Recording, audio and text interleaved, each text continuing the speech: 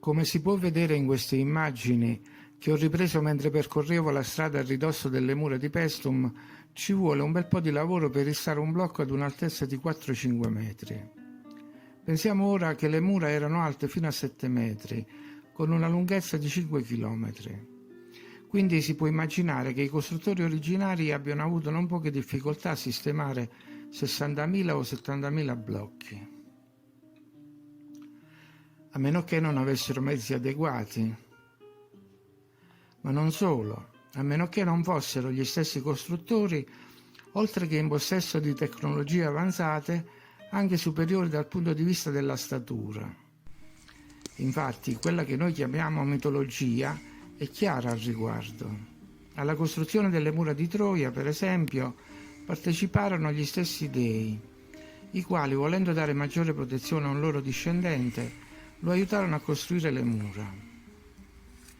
I dei costruttori furono Apollo e Poseidone, e lo fecero per Laomedonte, figlio di Ilio e suo successore al trono. Ilion dalle forti mura fu definita la città. Quindi si può supporre che una cosa simile sia accaduta anche a Paestum. Gli scavi di Paestum sono divisi in due da una strada che, quasi da non credere, attraversa le rovine.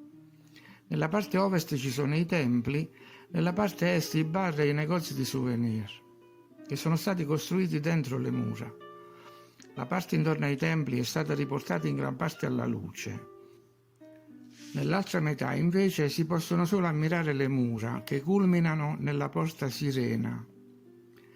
Paragonando una porta d'ingresso del lato ovest con porta Sirena, si nota una certa differenza di altezza. Chi entrava dunque da una parte e chi dall'altra? Ma di questo parlerò un'altra volta, ora diamo un'occhiata alle mura. Sono imponenti. Nei punti più alti, dove non sono caduti a terra molti blocchi, possiamo cogliere appieno l'entità della costruzione ed effettuare qualche calcolo, anche se approssimativo. Ci troviamo davanti a cubi di circa 1,20 m di lato che pesano più di 1 tonnellata, disposti su molti livelli. È ancora evidente la fattura regolare, indice di un taglio preciso, netto, seriale. Insomma, come si può notare, non sembra affatto un lavoro artigianale.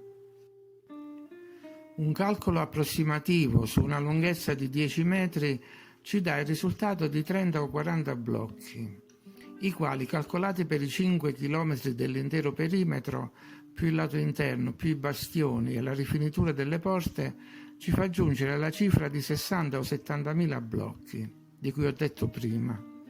E tale numero riguarda solo le mura, senza contare i lastroni dei basamenti, i lastroni dei tetti dei templi, i blocchi delle strutture abitative interne al perimetro, quelli probabilmente ancora sepolti e quelli portati via nel corso dei secoli per costruire case, eccetera.